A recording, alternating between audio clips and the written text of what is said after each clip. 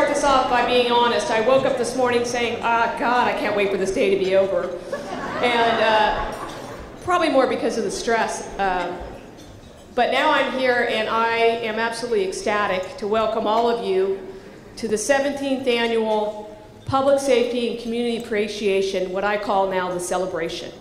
So welcome today to an awesome event. I will say this, you all that came last year probably remember that we started it as a breakfast, and we were there at 7:30, and after that event, I sat down with some of the folks from my office and said, hey, what are you guys thinking about turning this into a luncheon? Part of it, on all honesty, was selfishness, because I live in the very south part of the county.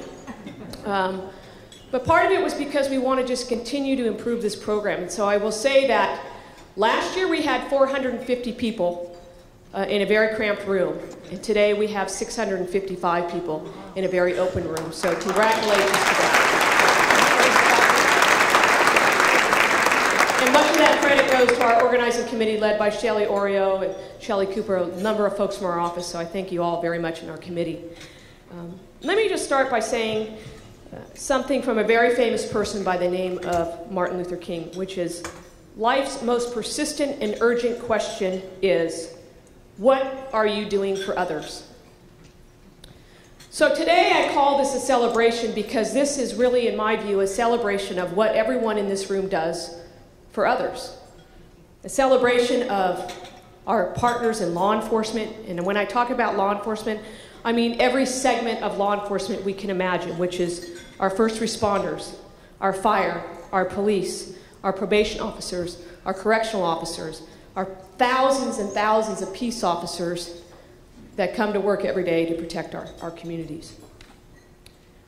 So we're here to celebrate not just public safety and what they do for others, but we're here to celebrate our community, the folks in this room that do good for others.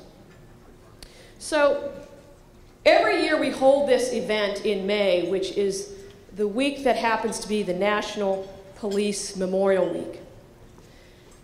Last week and this week, I had the honor of attending both the local police memorial celebration to honor individuals that have been killed in the line of duty, as well as going to this week's memorial at CHP to honor those individuals that have been lost in the line of duty. And one of the things that was a persistent theme from those events was what I would say is that the members of our law enforcement are truly our peacemakers. And they are heroes, not because of the power that they have, but because of the paths that they have chosen. And so I'm here today to celebrate the fact that those of you in this room who are our peace officers are not just our peacemakers, but are our heroes because of the path that you chose.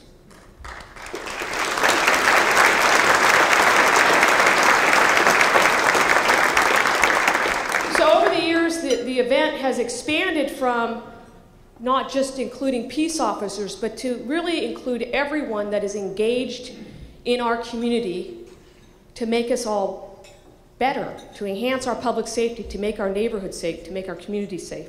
So today, joining us are the leaders and representatives from just about every segment of our community that you can really think of. Public safety agencies, law enforcement associations, public officials, education, school administrators, healthcare, the legal community, the business community, community-based organizations, public service agencies, and the faith-based communities. I recognize all of you. I am very proud that you're all here. You'll see on our PowerPoint that we have a list of all of our various dignitaries. If I were to read that, honestly, we'd probably be here till about 3 o'clock. And so we did it today as we want to make sure everybody knows who's here in attendance, but we thank all of you for being here.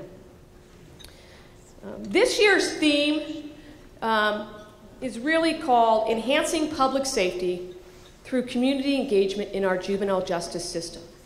So this particular day today, we're going to focus on really how do we enhance public safety through community engagement, specifically in our juvenile justice system. And I want you to kind of get to know me as a person and my philosophy as a DA. And that goes to two quotes that I have had in my office for the last 15 years.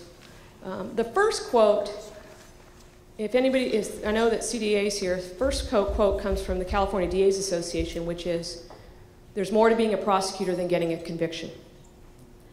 And if Judge Earl is here, I'm going to give a shout out to her, because Judge Earl used to be a public defender, and then she was a DA.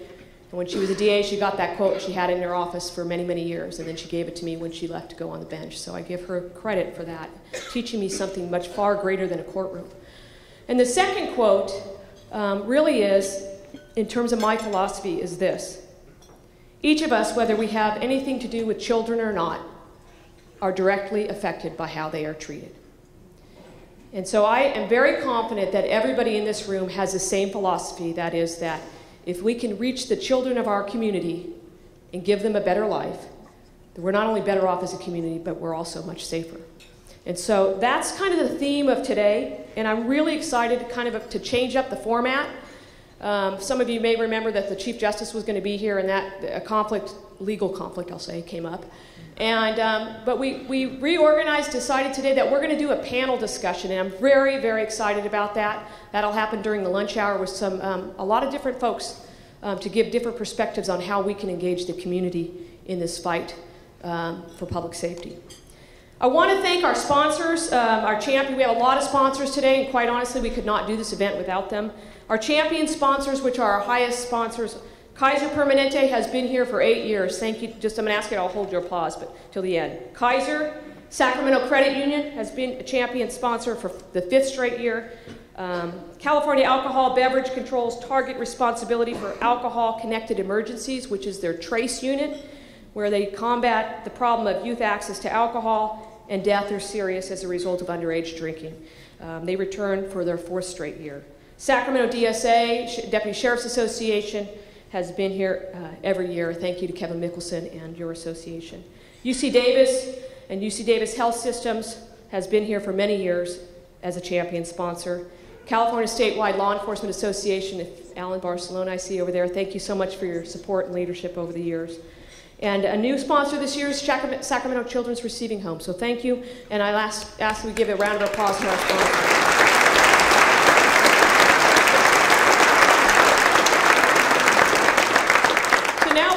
The Color Guard, Pledge of Allegiance, and National Anthem, and I'd ask that I'm going to introduce you to the Mutual Honor Guard, which is comprised of members of local law enforcement, public safety agencies. We'll begin with the presentation of colors. Then we'll follow that by the Pledge of Allegiance. I've asked this year, and last year I asked Sergeant Van Dusen as well as Officer Matthew from Sacramento Police Department.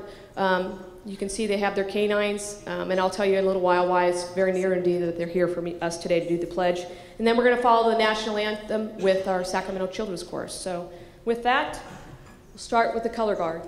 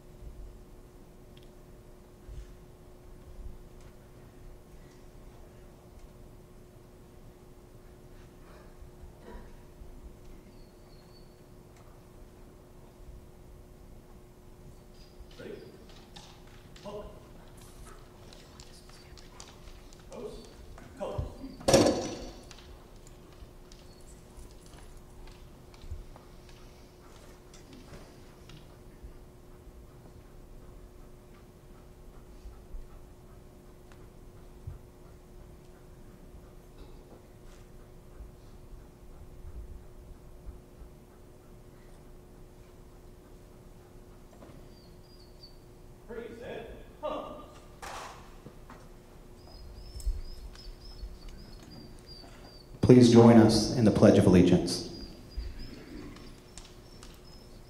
Ready, pledge.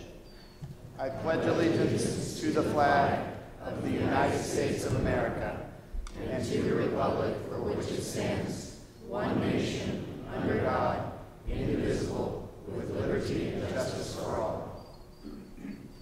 Please remain standing.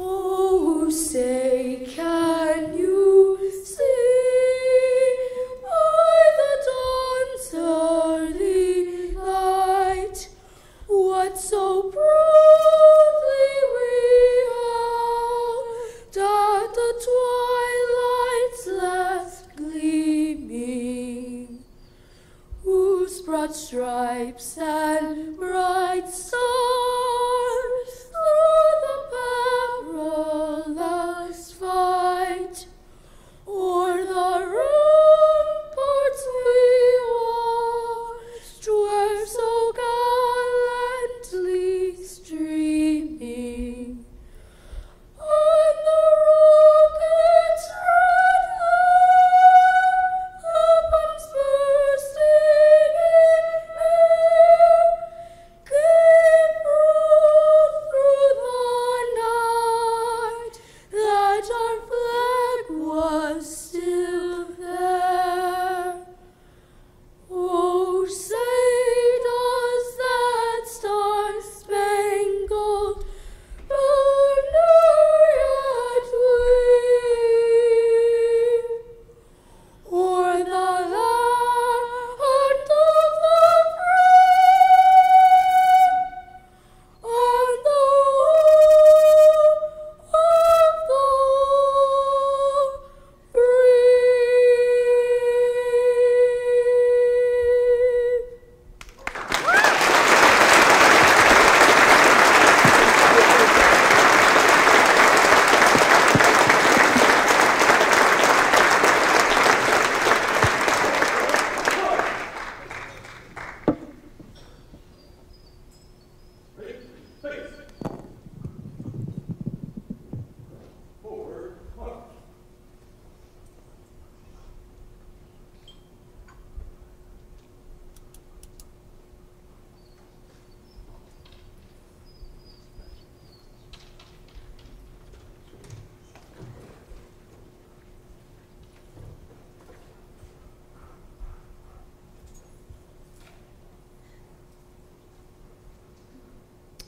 Please be seated.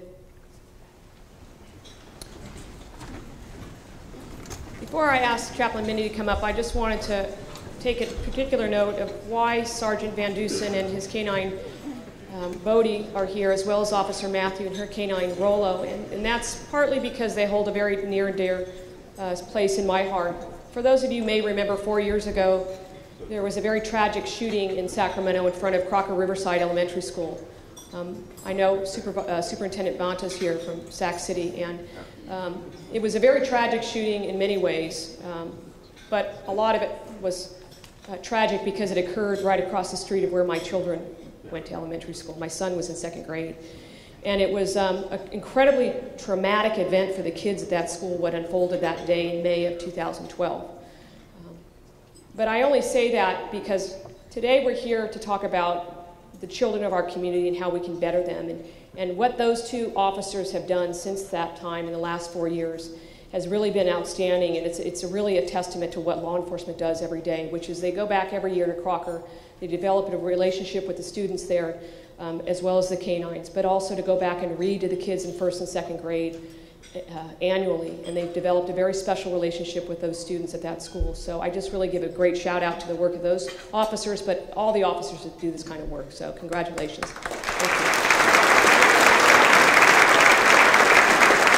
So with that, I ask Chaplain Mindy to come on up and give us an invocation, please. Oh, she's hiding.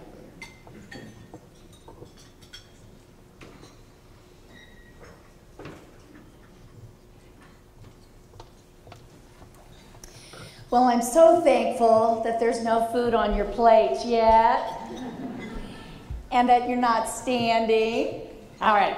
I have a couple of words that I want to share with you before I lead you in a word of invocation. Can you hear me in the back? Okay. I want to tell Anne-Marie how much I appreciate that we finished the week having something so wonderful as this event, because it's been a hard week. We have law enforcement memorials. Caltrans had their memorial. Many memorials are this week, and then next week it goes across the country to Washington, D.C., where we will honor all of those officers, again, who were killed in the line of duty last year, 2015. 128 officers in 2015 were killed just because they wore a badge. So you have heard, I'm sure, the phrase, thin blue line, which the common interpretation is that it stands for the border between criminals and public, the chaos and order, anarchy and civilization, decency and lawlessness. That thin blue line is our law enforcement officers, and it symbolizes the law enforcement's duty to protect the people through the power of the law, as well as the reality that they themselves are the thin blue line. This past year, I believe law enforcement has been treated unfairly, yes, badly. For the 1.5% of 1% that did not represent law enforcement well, justice was swift and it prevailed. But our duty as a community of unity, we the people should stand with our law enforcement families and push back on the unfair, unjust threats and rhetoric we're hearing day in, day out. These men and women with the God call on their lives deserve to be respected as the heroes they are. Our children should see them as the one they can run to, turn to, and seek out when they are in danger or need help. Our victims should look at our law enforcement as their guardians, their protectors. And the bad guys, the predators that come to rob, steal, and destroy each one of our families, they need to see them as the warriors of justice. You may have joined with many of us and put a blue light on your front porch, a blue ribbon around your tree, maybe even possible a blue light or candle in your window. The blue ribbons that you see on your table and in the back, they're back. You all have to know what happened last year. Move on. We put it on your table to remember, grab one of these. These are symbolic also. They show support for our officers, and they are a reminder for you, whether you put it in your cubicle at work or on your rearview mirror or somewhere, to remind you to give thoughts and prayers for our officers out there, to challenge you that when you hear a siren or see a police car, that you are out there supporting them and getting on the side of the road. The envelope on the table is for your generous donations to help law enforcement chaplaincy support them round the clock. There's no other group like us that does this post-trauma stress response. Last year, 4,600 call-outs, traumas, and crises that many of you did not even hear about. 50% of them was for our officers. You see, we want our law enforcement family to be healthy, physically, mentally, socially, spiritually, emotionally. And that's what your chaplains do for them. And that's what we do for our community. So we reach into our schools and work with our children, and we really actually are a liaison, I think, many times to let them know our officers are great men and women to be trusted. So today, I lead you in a word of invocation. And I'm going to ask that the Lord will bless the food too, because I always tend to forget that at the very end. Sorry. But would you bow your heads with me as I lead you in a word of prayer as unity of this community? The word says, "Blessed are the peacemakers, for they shall be called the children of God." You are the final authority, God, and you have given our men and women in law enforcement that first line of authority in our communities. We pray a dangerous yes. Deliver us, God, of truth and love, from quiet prayer, polite and politically correct language, from appropriate gesture and form, and whatever else we think we must put forth to invoke or praise you. Let us instead pray dangerously and passionately. Let us not hold back a little portion, dealing with our lives, our precious minutes, and our energies like we were some efficient accountant. Let us ask for nothing less than to champion the innocent. Let us ask for nothing less than to be the ones that are doing good instead of just watching on the sidelines, not leaving it to someone else to do. Let us not pray in holy half measures or walk the middle path too long, but pray without stopping. And let us not be complacent or overwhelmed with sorrow and remorse and not willing to get involved. Enough. Let us pray dangerously, fiercely, exuberant, and courageous. And let us say yes again and again and again. Let us pray dangerously. The most dangerous prayer is yes. Yes, use us. Yes, help us push back and encourage our law enforcement men and women. Yes, let us speak words of truth, life, and hope to all of our community members, especially our children. And yes, direct our steps in our walk with you. Yes, yes, yes, use us. And this we pray. Amen. Well, God bless you. Make sure you get your ribbon. Make sure you get the "We support law enforcement." It will not get you out of a ticket. Bless you.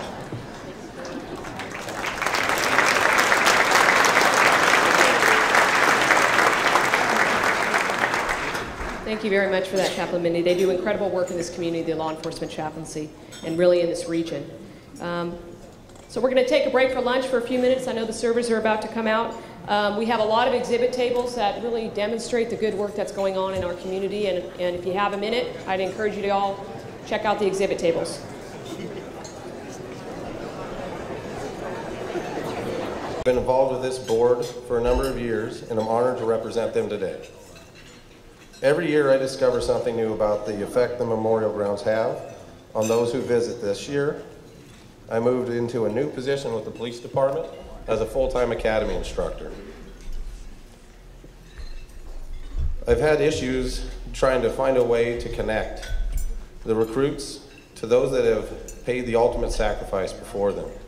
Classrooms, history books, and stories from the past, they all help. But I wasn't really prepared for the impact the memorial could have on the recruits. Both the Sac PD and Sacramento Sheriff's Department Academies attended this year's 14th annual Remembrance Ceremony. To see the overconfidence of youth sincerely humbled by the memorial was almost overwhelming. You could literally see the impact the ceremony and the grounds were having on the recruits. After the ceremony, we returned to the academy where we debriefed the experience as a group. There was a clear connection made between the recruits and the spirit of those that had given the ultimate sacrifice. They were grateful and honored for the opportunity to be part of the ceremony. I believe many of them were forever changed by the experience. I am telling you this story so that you can help the board and I infuse these same thoughts and feelings into as many people around us as we can. A true appreciation for those that have given so much can be hard to find. But I now call on all of you to help us achieve this goal. I ask that everyone in this room not only visit or revisit the grounds, but that you find at least one person that has never been to the site, and that you take the time to really walk the site and absorb the history and energy. Ask the person that accompanied you to do the same somewhere down the road. Over time, a few simple field trips to the memorial grounds can turn into a new appreciation for the fallen, not just within our law enforcement community, but also the greater community around us. Thank you for your time.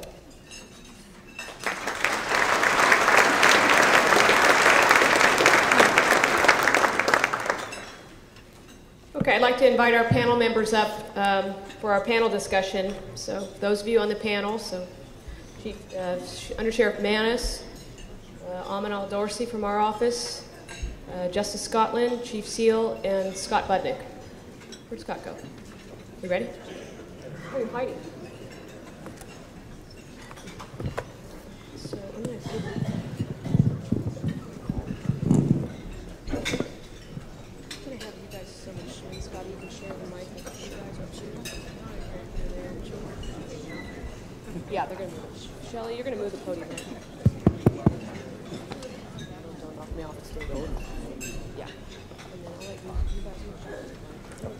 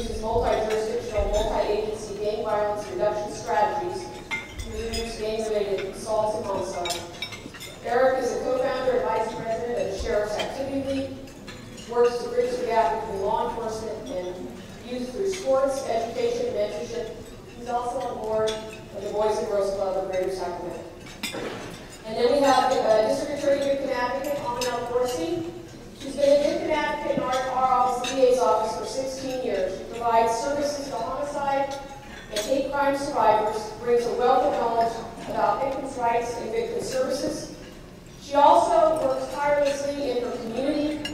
After Alma completed her graduate school, her passion led her to go to grassroots social work in inner city Los Angeles, primarily in South Central Los Angeles, Compton, and Watts, to help rebuild families and protect children. We have presiding justice, Court of Appeals, our Scotland, who I consider a dear friend. He began his career in law enforcement. After graduating from law school with distinction, he served as a deputy DA in the DA's office in 1974, went on to serve as a deputy attorney general, and then he worked for Governor Duke Mason. He was appointed to the bench in 1987 as a Sacramento County Superior Court judge, and then the justice of the Court of Appeals, 3rd District, for 21 years. He retired from the bench in 2010. He currently practices private practice with the firm of Luncheon. He has received numerous awards for his volunteer work on behalf of abused and neglected children and other worthy causes. He's a true community activist in my heart. Chief Probation Officer Lee Seal was appointed Sacramento County Chief Probation Officer in 2013. He began his career as a DA in the AG's office in the Department of Justice, during which time he served also as a consultant for Peace Officer Standards and Training. He then became a special assistant for the Office of the Inspector General, and in March 2016, we were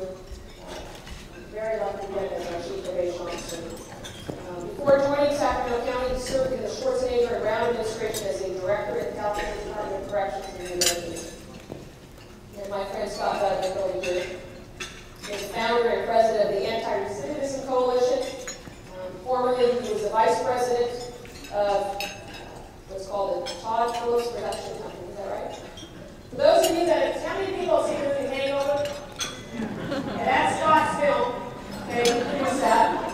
I keep telling him I still haven't watched it. Nothing personal.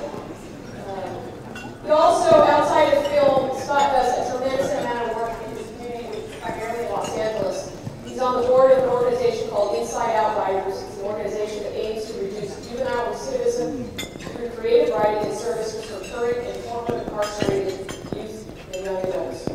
He serves on a number of boards, including the advisory board of Loyola Law School, a very important board for those of us dealing with realignment, which is the Board of State and Community Corrections. He's also on President Obama's newly created foundation, My Brother's Keepers Alliance. And in 2012, Governor Brown named Scott as the California Volunteer of the Year for his work with juveniles in the criminal justice system. So I welcome all of our panel members. And we're going to just ask a few questions. I'm going to sit now if you all don't mind. Let me get back to the questions. So, let me just start with Bananas. And I'm going to ask every panel member to take 2 or 3 minutes to answer the question, otherwise we'll be late to my group. So the first question, from your perspective, what role do you think the community plays in collaboration with the judicial system in protecting our children from either becoming victims of crime or preventing them from actually committing crime? Well, thank you, Anne-Marie. Is this on? Can you guys hear me? And first of all, thank you for the opportunity to be here today on behalf of Sheriff Scott Jones and our entire department to speak here. I think the community plays a vital role in addressing youth and crime. I think one of the most important things we can do as a community is to make sure that we have services provided to our youth. Those services could be anywhere from gang intervention and prevention, dealing with drug addictions, alcohol addictions, maybe anger management, so really providing services that speak to the core and the root of the problem when we talk about youth getting involved in crime. But I think it's equally important to make sure we provide services to the parents as well, because if their home life is broken, it's going to transcend into the life of the youth. So we need to provide services to the parents as well. It could be parenting classes, it could be domestic violence classes, it could be living healthy lifestyles. So the services we provide to both the youth and the parents are critically important. We have to address the family unit as a whole, and there are times where the family unit is going to be broken. You may not have a father in the home. You may not have a mother in the home. That's when it's most important for us as a community to stand in the gap and provide what's missing for that youth in their life. Thank you. Is it okay if I stand? Okay. No disrespect to the panel. I wanted to stand to share with you the quilt that hangs in the DA's office as a reminder of what we do on a daily basis. And at the end, please feel free to come up and take a look at the quilt. Because 1, standing alone can be broken. 2, standing back to back can conquer. But 3 is even greater. For a triple braided cord is not so easily broken. And that comes from Ecclesiastics. Thank you, Mindy, for your words, and thank you again, Anne-Marie, for allowing me to be here. Judges, prosecutors, law enforcement, community-based organizations, advocates, we are a part of that triple braided cord.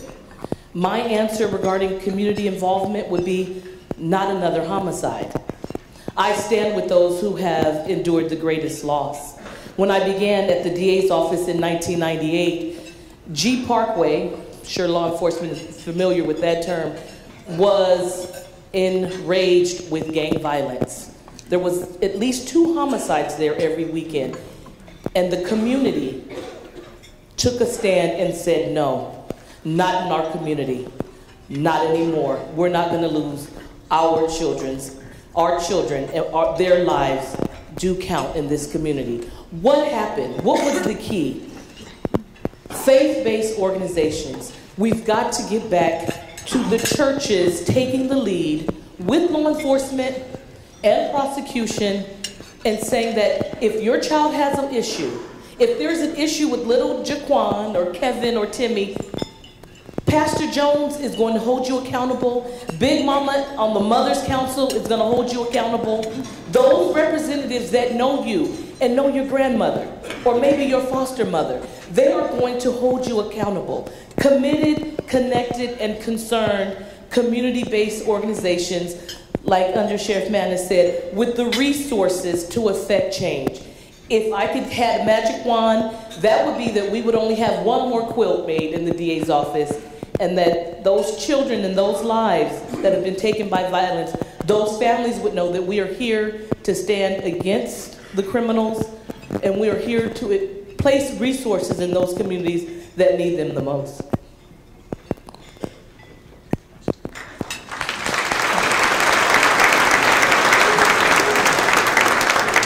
I wholeheartedly agree that the greater community, represented by all of you, really play a vital, vital role. But I also want to stress the importance of the family and the community in which children live, because I think the most important role really begins at home and in the communities where these children are.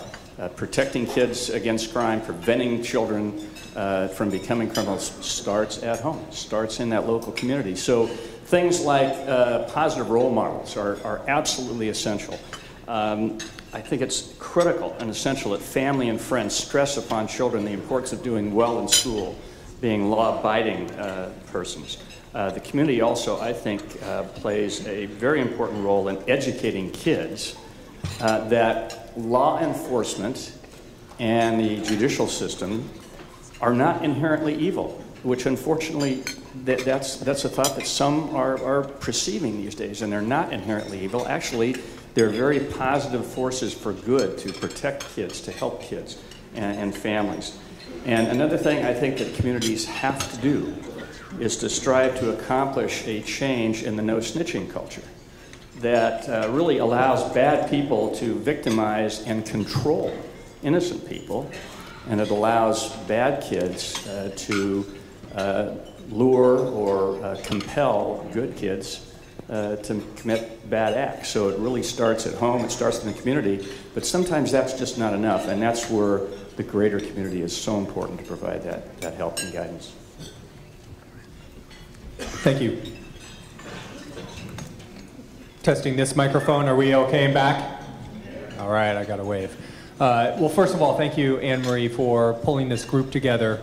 Already so many thoughtful comments from my colleagues up here on stage.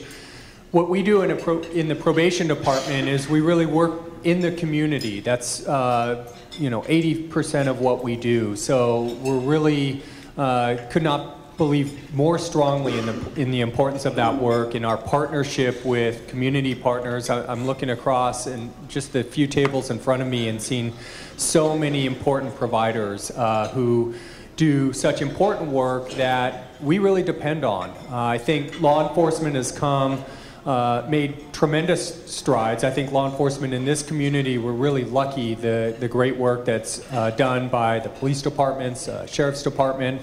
We're proud of the work that we do, really recognizing that we need to be in the community, we need to be responsive to the community, we serve the community, and in fact, we're a part of the community. You know, we live and our kids go to schools, in these same schools where many others are struggling. And Art is absolutely correct that it starts in the family, it starts in the schools. That's really where we're putting a lot of our investment as a probation department to really provide services as a whole to the family unit, putting our probation officers at the school site, not just in a law enforcement role, but really in the kind of mentoring role that Art just mentioned, where we can create relationships with young people and be that supportive presence to them in a way that we really know will turn around lives. We see so many different types of people as a probation department. We obviously get lots of adults who are on probation, and there our challenge on behalf of young people is to ensure that we can break that cycle of criminality and provide those parents the kind of services and treatment they need so that they can raise their kids to lead productive lives. And then obviously for the kids, there's so much that we do, whether it's inside juvenile hall to provide structure and programming and treatment. And I have to, again, call out all the community volunteers who are inside juvenile hall, really supplementing the work that we do in there. It's so vitally important. And then once kids get on the outside, you know, one final point I'd like to make to this group is that kids who have been in the justice system are obviously part of that community. And many of them are going to be successful. We can get them out of the criminal justice system, help turn that life around, and that kid is going to grow up, go into a local junior college or onto a university and onto employment. And we've seen so many success stories. That's really what we're about, to help support that positive change in the young lives throughout our region.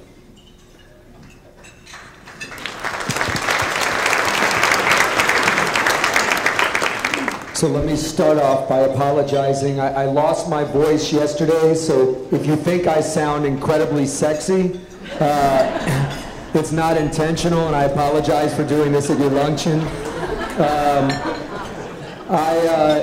In 2002, I just got finished making an incredibly mature movie called Old School, and met a fellow producer who asked me to come to Juvenile Hall and speak to some youth in the juvenile hall in Los Angeles. And so I went down to Silmar Juvenile Hall. I met with a bunch of 14, 15, 16-year-olds. I may need the other microphone. Better? Better? Okay. So I met with a bunch of 14, 15, 16-year-olds in juvenile hall who were facing life sentences. And I was kind of shocked and awed by this young man named David Negretti, who was sitting next to me and had just gotten 3 life sentences for standing next to someone who shot the victim in the rear end. David, for standing next to him, got 3 life sentences, and as I went and asked David about his past, I realized, like, the investment we're about to make for incarcerating him for the rest of his life, if we really paid attention to what he needed from birth to 12 years old, we could have saved so much money and probably saved lives in the process. And when I talked to David about his past, all the warning signs were there for many, many years: foster care, sexual, physical abuse, no father, no real mentors, no role models, unable to participate in after-school programs due to lack of funds, no athletics, started drinking and smoking pot at age 10, joined a gang at age 13, had multiple suspensions, and then goes to the Youth Authority, where we spend $210,000 a year to incarcerate one person and fails 7 out of 10 times. That health system, where we'll pay for the rest of his life $60,000 a year to fail 6 out of 10 times. And I just wonder if we looked at those warning signs his entire life and made the proper investments and brought the proper mentors to the table. I have an organization called ARC, the Anti-Recidivism Coalition, 270 formerly incarcerated men and women.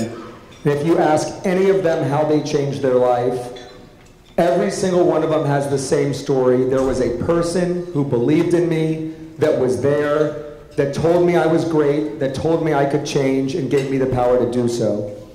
And really, if we look at these folks' lives, these young people's lives, and intervene at a very young age and pay attention to the warning signs and make the fiscal investment up front, we could save so much money on the back end.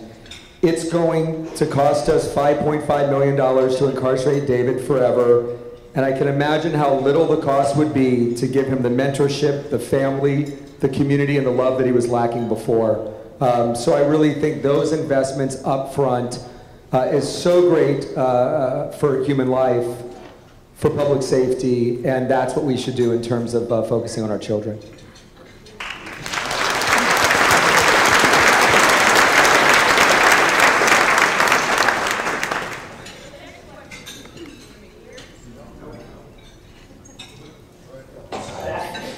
Next question is, what, for the panel, what are you personally or your organization department doing to get the community involved with youth intervention and prevention efforts?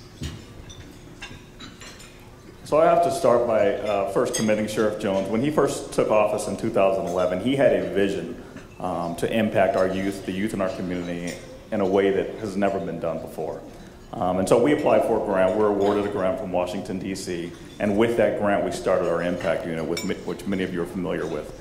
But what's most impressive about that unit is that it has a specific component, the youth services unit, that only deals with interacting with our youth in a positive way. They don't do any enforcement action whatsoever. They go out every single day, this group of officers, and just interacts with kids in a positive way to build that trust and relationship between law enforcement and the youth in our community. They are acting as the mentors that we need. They are standing in the gap where we need someone to stand in the gap. They're in the schools teaching, they're running athletic programs, they're helping with academics. We partner with the Boys and Girls Club. They're doing cooking programs, and they have girls circles. They have all kinds of things where they interact with the community every single day, just with the youth, in order to make a difference. One of the challenges is the unit is small. We have 1 sergeant and 8 officers now. Started with 6 officers. But there are thousands and thousands of kids who need that type of leadership, who need that type of interaction, who need that positive affirmation, who need someone to stand there with them and just stand in the gap for them. And so it's a challenge for us, and we're hoping to partner with more organizations, but it is a start. And we've done outstanding work in the community, and we couldn't be more proud of the work that unit is doing. And we just hope to continue it. So it's been a blessing for us. Very proud of what the unit is doing. But we can do a lot more, and that's our focus, is just to continue to get out there and focus on the kids.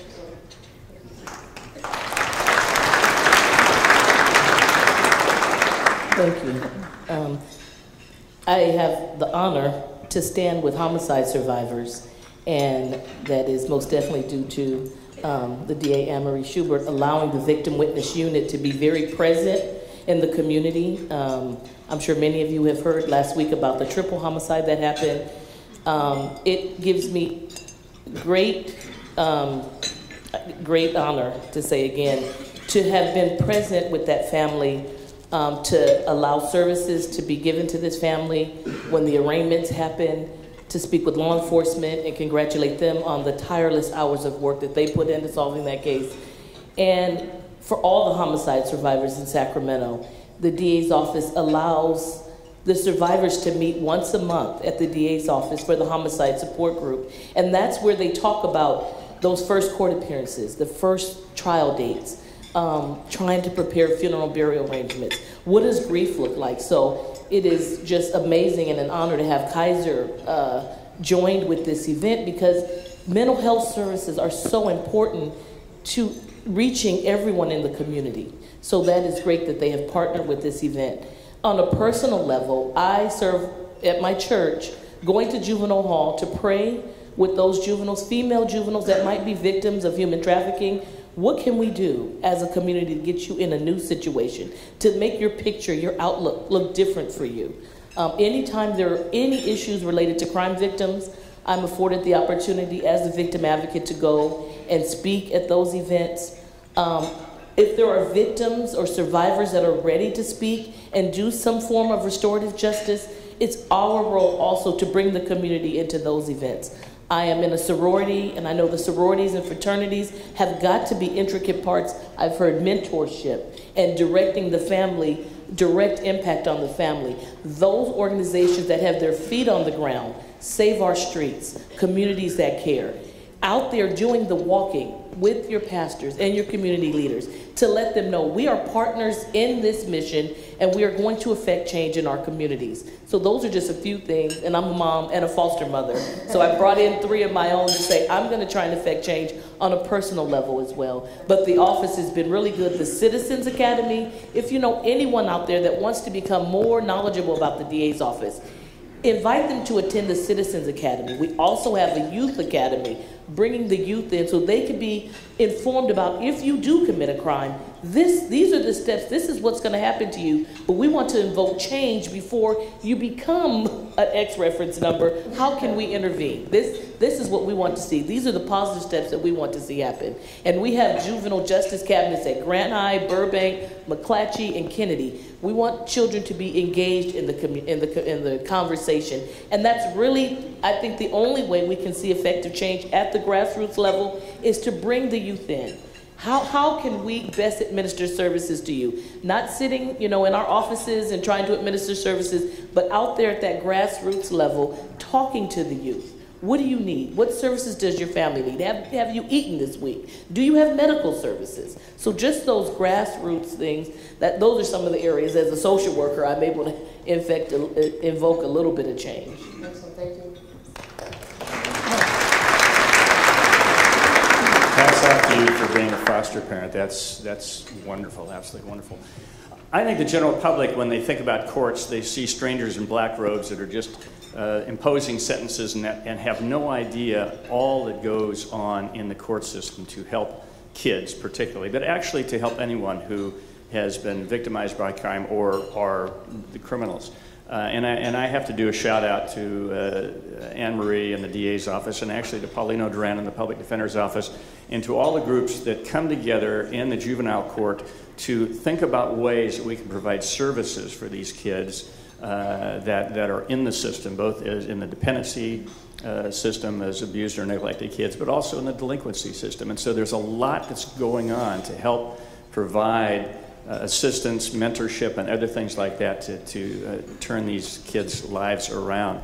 At the Court of Appeal level, where I served for over 21 years, it's a little bit more limited. I'm real proud of the fact that we created an outreach program because the 3rd Appellate District covers 23 Northern California counties, so we started taking the court out to the outlying counties, and we held oral argument in high schools before kids. It's a 2-day program. We'd meet with the kids, talk about the system, disabuse them of any notions of mistrust or lack of knowledge about the system, and then they could see how it absolutely operated.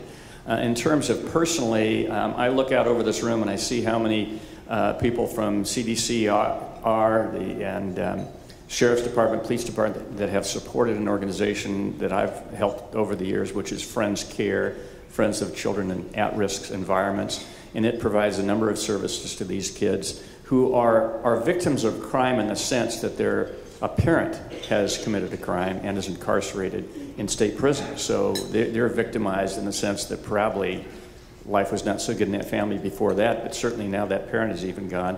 And they do, among the things that Friends Care does is to hold an annual summit for children, and there's usually 50 to 75 kids that come.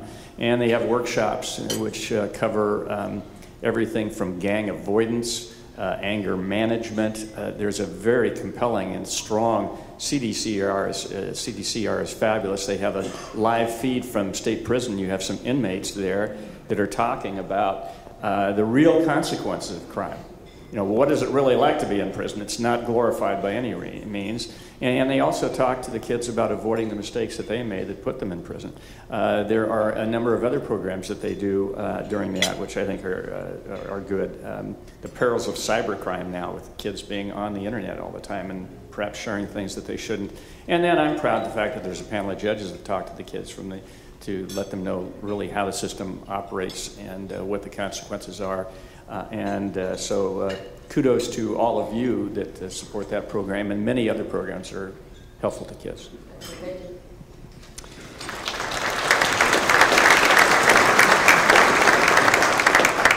So there's a lot that we can do, and I think there's a lot that is already being done. And again, I commend all the work that's being achieved by law enforcement. I want to thank you for your volunteer work inside our juvenile hall. For us, I think it boils down to a key notion, and that is of building relationships. And really, the way that happens is at 2 levels. One, our department really works hard to build relationships at a macro community level. That means partnering with not just volunteers, but also organizations, community-based providers that provide some of the treatment and services and support that we know is so important and vital for our young people. In very real terms, that means that governmental agencies, law enforcement need to step up and actually put some money where our mouth is. And I think a lot of that's happening in this region, and we're all the better for it. So that's at a kind of an organizational level. But at an internal level, you know, when it comes to individuals and particular employees, we take that same approach in terms of the importance of building relationships. And again, the recognition that, you know, if we're talking about a young person who is engaged in crime and finds himself in the system and is adjudicated and incarcerated, if we see our work as to merely guard that kid in his cell and to passively watch and be ready if in the event that that kid fails, that we're going to bring him back to jail or prison or state juvenile justice, then we're not doing enough, and we know that. And I'm really heartened by the fact that I think all of law enforcement is changing the way we approach our business and seeing that we need to take a more proactive, pro-social, relational approach to our work. And that comes down to really the daily interaction that we have with the youth inside our juvenile hall, out in the community, with their parents. And we see ourselves as needing to form a positive relationship with those people, and that we need to interact with them, and that we need to talk to them, and we need to listen to them. And that part of our work really is this important work that Scott referenced earlier of helping those young people to develop the self-control, the long-term decision-making, all those things that are really key to preventing them getting into trouble and finding themselves in the justice system. Excellent. You got about 3 minutes. I'm sure you can talk fast. I can talk very fast.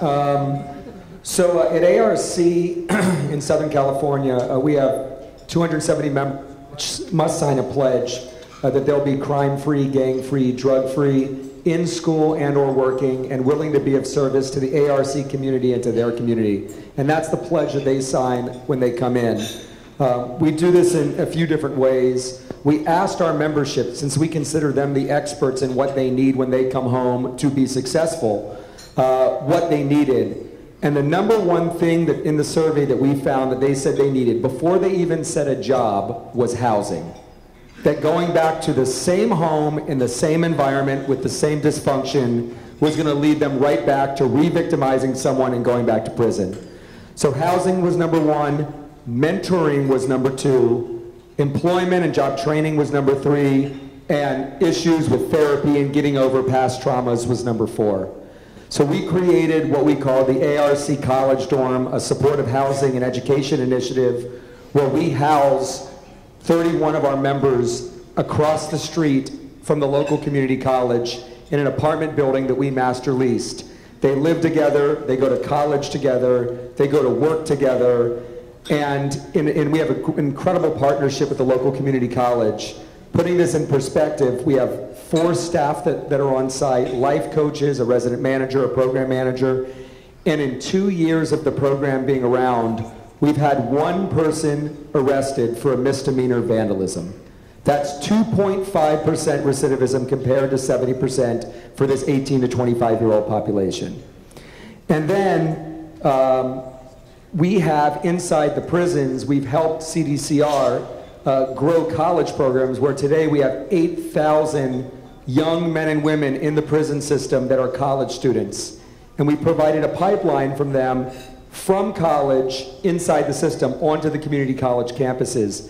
And what we've seen, I had a student in juvenile hall named Prophet Walker who was accused of robbery, was convicted, sent to prison for 6 years. He earned his AA degree in prison. He got accepted into the Loyola Marymount School of Science and Engineering while he was still in prison and got out, and within 3 months graduated and had a job as an engineer.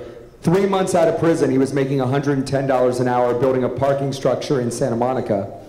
And what I saw is that the transformative power of education, if you see yourself identity-wise as a gang member, as a drug dealer, as a thief, as no good, as a piece of junk, and those were the messages that you've been told your entire life, with education, you begin to redefine yourself, your path, your future. Rather than going back to the old homies, you're going onto a community college campus with new peers and new mentors, etc.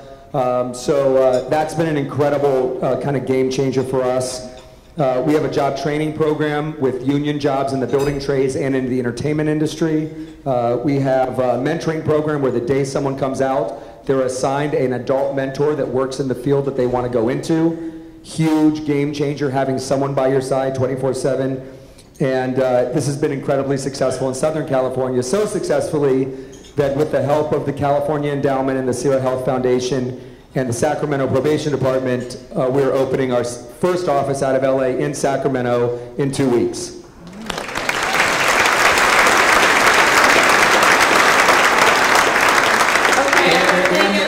Sorry, you got one more thing to say. And let me mention, we're halfway to our $300,000 budget, so wink, wink.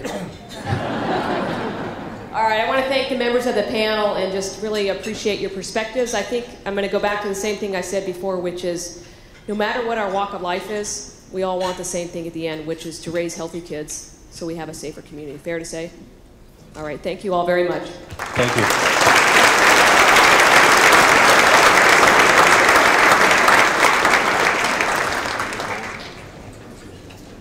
We're going to take a quick second to get our podium back.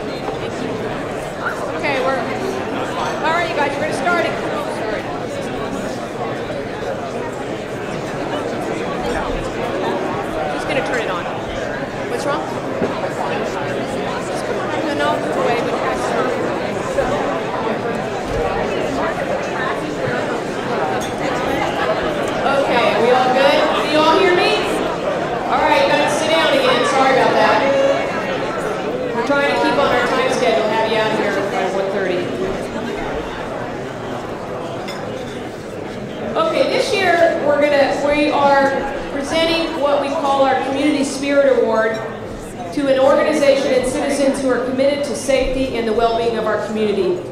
These individuals that are getting their awards provide an extraordinary service to our community in the effort to keep our neighborhoods safe. And this year, presenting those awards are Assistant Chief Deputy Natalia Luna, Deputy District Attorney Ruann Dozier, and Deputy District Attorney Ron Linthicum.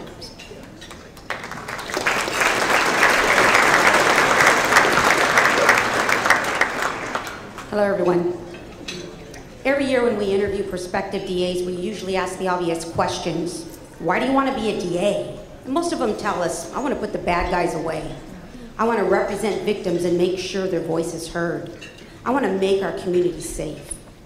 But some of them talk about affecting change, creating, participating, implementing programs that reduce crime and the number of victims at the front end, to serve justice and do justice, not only in the courtroom, but in the community. So with the formation of our Community and Government Relations Unit, District Attorney Schubert has done just that. In collaborating with our justice partners, our government agencies, our community and business organizations, she has expanded programs by former DA Scully and used them as a springboard to build new relationships and new programs. And it is through these relationships that I've had the opportunity to meet Henry Chang with the Sacramento president of APAPA, the Asian Pacific Islander American Public Affairs Association. Woo.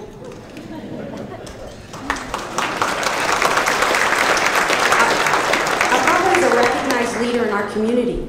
Part of its mission is to provide opportunities for youth to gain firsthand knowledge and experience in governmental and public affairs. Henry invited me to their beautiful facility. And during this meeting, Henry told me two things that I'm always excited to hear. One, we'd love to partner with you. And two, call me if you need anything. Yes, many of you know me because you know I'm calling, okay? So anyway, last year as we began the process of launching a South Area Youth Academy, 2 of our North community prosecutors said, why don't we have one in the North area? And I thought, great idea, but we need a place. So what did I do? Called Henry. And so through the generosity of a Papa, we were able to provide the 11-session North Youth Academy that reached out to over 70 students from over 30 different high schools, where they were able to learn about the judicial system, discuss current issues that impact them, and receive information about career opportunities. It was a great success. And seeing that success and not being too shy, I reached out to Henry once again, asking about the use of their facility for our annual Citizens Academy that, thanks to the Sacramento Police Department, we held it in the South. Once again, a Papa graciously said yes. This allowed us to reach out to members of our community we may not have touched in the past. It is partnerships like this that together we can inspire our youth, engage our community, and have a greater impact across Sacramento. And so on behalf of the District Attorney's Office, I'd like to present the Outstanding Community Organization Award to a Papa and its president.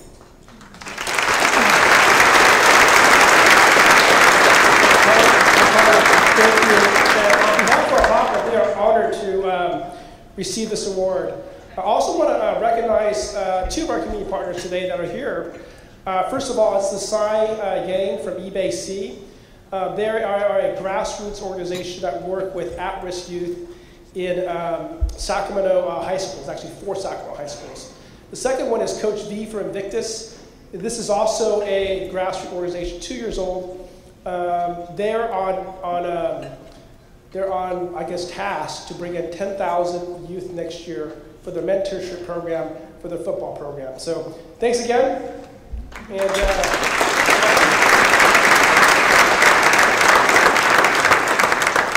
good afternoon. So I had the pleasure of being the chair of the South Area Academy, and we started these youth academies this year. And when we were thinking about forming these youth academies, we decided to do it because it was important for us to acknowledge that the youth of today are our future leaders. So in looking at what kind of kids we wanted to have join these academies, we wanted a diverse group of kids, both ethnically, socioeconomically, and from diverse educational backgrounds. We wanted to dispel those myths that Justice Scotland talked about that kids have these days about law enforcement. And we wanted to provide them with positive role models so that they would think about considering a career in law enforcement. We started accepting the applications, and we were thrilled that so many different students from all over the county, different schools applied. Just in our South Area Academy alone, we had 60 students from 24 different high schools. On the first day of the Youth Academy, we looked out into the classroom, and we were thrilled that our goal of getting a diverse group of children was met. So my partner, Rochelle Beardsley, and I thought we'd be the only adults at the classroom. But that was not true, because on the very first day of our Youth Academy, we met Benny Rich. Now, Benny is a teacher at the Law Academy at Florin High School. Benny is drawn to serve. First his country, then the state of California, and now his students at Florin High. Benny is a Navy veteran who did 2 tours in Vietnam. After serving his country, he continued to serve when he joined the CHP and worked there for 31 years, keeping our citizens safe. Now, he's a teacher at Florin High School at the Law Academy, and he's been there for 2 years. So the goal of the Law Academy at Florin is to encourage diversity in the legal community, urging students either to consider a job in law enforcement or maybe to become a lawyer. So Benny brought with him 9 wonderful students from Florin High. He brought them every single week that we held the class. He stayed for the entire class, and then he took each and every one of them home to their individual homes anytime between 8 or 8:30 at night. At the graduation, one of his students was actually locked out of his house and home, and Benny's like, "Roanne, I gotta go get my student because it's gonna be late for the graduation." So off he went to go pick up his student. He and his students only missed 1 class this year. You know why? Because he took a big group of them down to Southern California to look at colleges. Benny, his work with students illustrates how important it is for we adults to serve as mentors that Scott Butnick talked about. Mentors are so important, and that is what Benny is doing every day. Many who attended our academy said that they would like to pursue a career in law enforcement, forensics, prosecution, or criminal defense. So on behalf of the Sacramento District Attorney's Office, Benny, we want to thank you for all of your hard work, your sacrifice, and your support for our Sacramento youth. And I'm proud to present to you our Community Spirit Award for Outstanding Youth Mentor.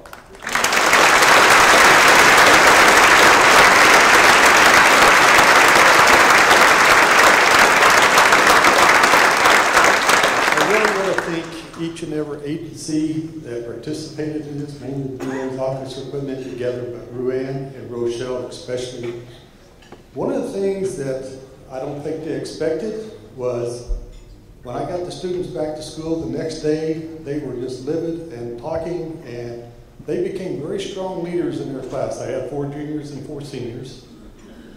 And they became better students.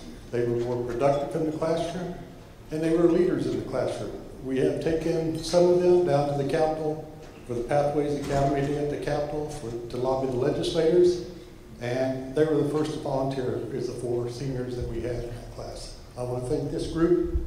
I'm very proud of them for what they did and what they've done for the community. Thank you.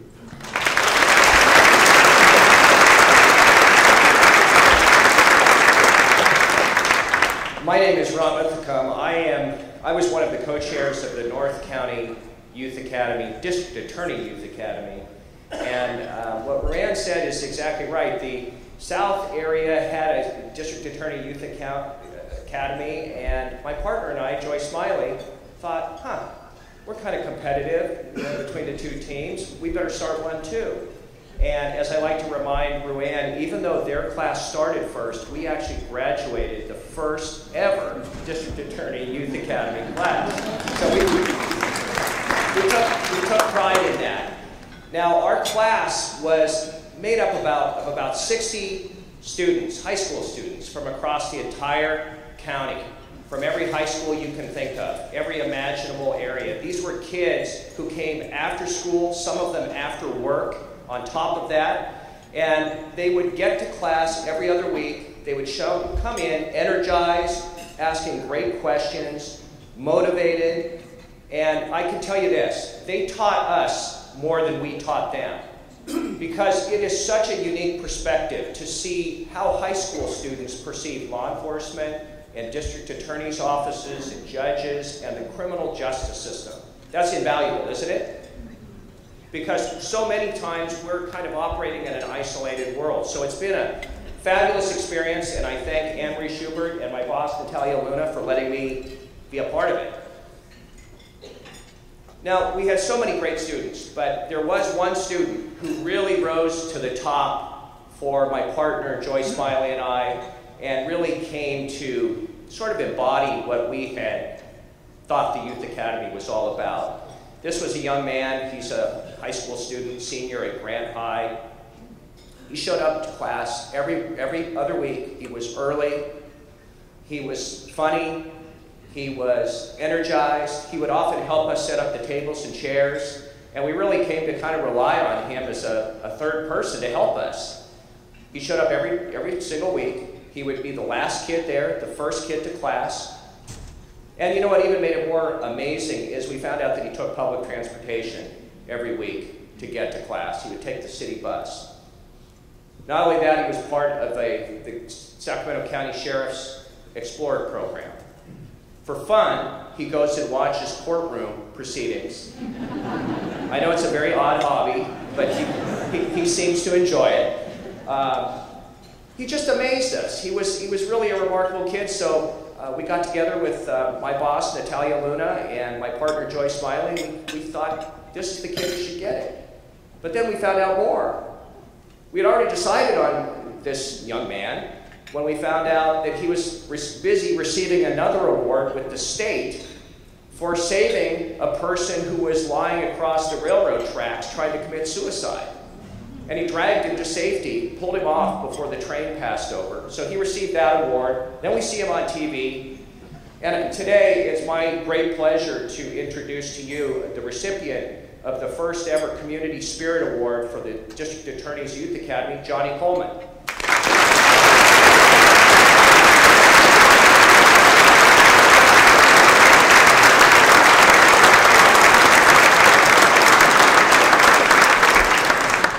I want to tell the district attorney thank you for expanding my knowledge in the law. I wouldn't have understood like many things that are going on in the courtroom without your guys' help. Also want to give a special thanks to Dustin Smith. I seen you here earlier. You were I remember you from many years ago. I was in second grade and you were the first cop I ever encountered. And so I want to tell you thank you. You changed my perspective on law enforcement. I remember you bought us it was like 20 kids. You bought everybody ice cream. And, I was like, I thought that was pretty cool. So, it's like the first cop, and I always heard negative things about like law enforcement and how you can never trust cops, and like you being the first cop I ever encountered. I was like, wow, I was really like happy to meet you. So I don't see you in here, but probably you were here earlier. So, but thank you.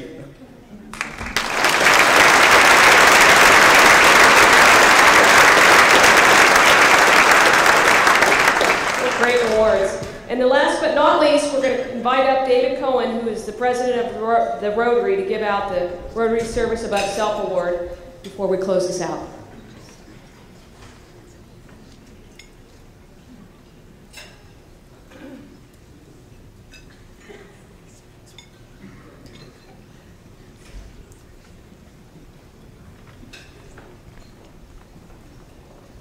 I'm going to put on my glasses so I don't mess this up. It's a large room, a lot of nice people. Ladies and gentlemen, I'm Dave Cohen. I'm the current president of the Rotary Club of Sacramento. Rotary is a worldwide organization with more than 32,000 clubs and 1.2 million members, and is the oldest service club in the world. We are the largest non-governmental organization responsible for the eradication of polio worldwide. We also install water wells in Africa, build houses in South America, provide literacy assistance around the globe. Locally, we are the club that started the Sacramento Children's Home. We support 4 local schools currently that have children who are orthopedically challenged and work at Loaves and Fish's kitchen and the food bank at least once a month. We recently built a local Habitat for Humanity house here in Sacramento and currently work with Alpha Canine, who provides dogs to vets and first responders suffering from PTSD, and support Courage Worldwide in their efforts to remove children from human trafficking. But enough about what Rotary is. Our nomination application asks the law enforcement community to nominate individuals that you believe deserve to be recognized for their commitment to improving our community through their volunteer service. Like Rotary, this year's Service Above Self recipient is a person who goes beyond his day-to-day duties and looks for opportunities to assist others, especially the children in our community. What distinguishes Deputy Jose de la Cruz is his hard work, leadership, dedication to duty, and a, quote, can-do attitude no matter what the situation. Over the years, Deputy de la Cruz has been involved in many community activities, and in 2013 stepped up and assumed the leadership role in the Rancho Cordova Police Athletic League program. Deputy de la Cruz immediately began to utilize his sports background and teamwork techniques to mentor youth within the program. He frequently stayed after hours and worked long weekends to ensure that the program was successful. In addition to numerous events he's coordinated since assuming responsibility for the PAL program, the following is a list of his highlights just during 2015, and I'm jealous of his highlight reel because it's extensive. He organized the Rancho Cordova Police Department PAL Christmas Run and Toy Drive and expanded the number of race participants and raised over $13,000 in sponsorships for the Police Athletic League. Deputy de la Cruz then led a bike rodeo and kids day event in April of 2015 where more than 300 children participated in the bike rodeo and more than 85 bicycles and helmets were provided to kids who didn't have them previously. He then went on to coordinate the annual Positive Altitude event in May at Mather Airport, which introduced the youth of the area to potential careers in aviation, science, technology, engineering, and math. Jose also served as the commissioner for a summer Junior Giants Baseball League, which allowed over 200 youth to play baseball and learn valuable life lessons both on and off the field. But Jose is also creative and resourceful. Utilizing a self-contained trailer, he created and held an event that he aptly named the PAL, yes, Pal-A-Palooza event in July of 2015. Jose secured funding for sports equipment, video gaming systems, portable video screens, and portable lighting. This allowed the PAL to have its own one-of-a-kind mobile party in a box. This, of course, leads to better community relations with the youth and the adults that come and visit and see what the police can do with them. He also secured the services of a free consultant to work on the PAL's social media website and Facebook page, which meant that the money previously allocated to that consultant could be used for the kids. Makes sense. Finally, Deputy De La Cruz planned and organized several successful youth diversion program tours held at Folsom State Prison. The young people received a guided tour of the prison and heard firsthand accounts from incarcerated prisoners, which is a good deterrent for many of the kids. So outreach and community contact in a positive way means so much, as we've heard all through lunch today. So what did Deputy De La Cruz's numbers look like? Well, for 2015, he hosted 14 night-out events with 937 persons in attendance, 23 sport event days with 1,255 people in attendance, 7 field trips with more than 300 in attendance, including adult chaperones, so it's not just the kids he's reaching, 17 education event days with more than 200 in attendance, 4 community-based events with more than 100 people in attendance, 4 fundraising events, and these don't include what he does for his own 2 children. You got kids too, and you can manage all that. It's amazing. When we received the nomination from Sheriff Scott Jones' office, they replied with some interesting quotes that I want to read to you. They said, Deputy De La Cruz is an exceptional role model for the youth involved in the PAL program. He is also highly respected by his peers and supervisors. He is constantly thinking of innovative ways to reach and mentor youth within the PAL program. Deputy De La Cruz possesses a great attitude and outstanding dedication to duty. His efforts have directly benefited the youth in the PAL program, the community, and our department. Deputy De La Cruz has made a positive impact on at-risk youth throughout the last several years, interacting with thousands of children in the Rancho Cordova community. When praised for his work, Deputy De La Cruz typically downplays it, they say, and he says how great his POP or POP team is. Or he says, well, I do it for the kids. Ladies and gentlemen, it's my honor and privilege to introduce this year's Rotary Service Above Self Award recipient, Deputy Jose De La Cruz.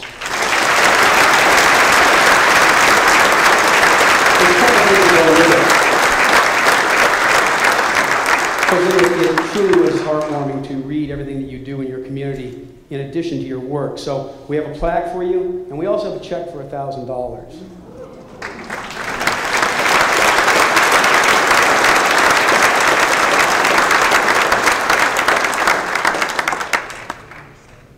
Yes? No? Come on. Thank you. I'm just kind of touched because, sorry. Typically mom. Happy Mother's Day. What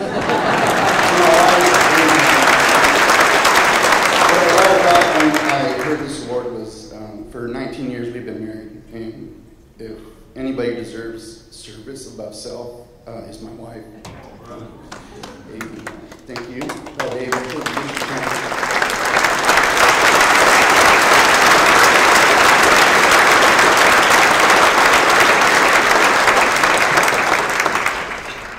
Okay, I think that's a wrap. I'm just going to end it by saying that I may have woke up this morning and said I'm looking forward to this being over, but I'm now ready to say that I'm sorry it's going to end. And I just find today such an incredibly inspiring day, not just for our public safety partners or criminal justice partners, but also just for our community partners, because I'm very confident that we can achieve so much more, even though we've done tremendous things. So just thank you all for coming. Thank you to our panel, and have a great day. I hope you all come back next year.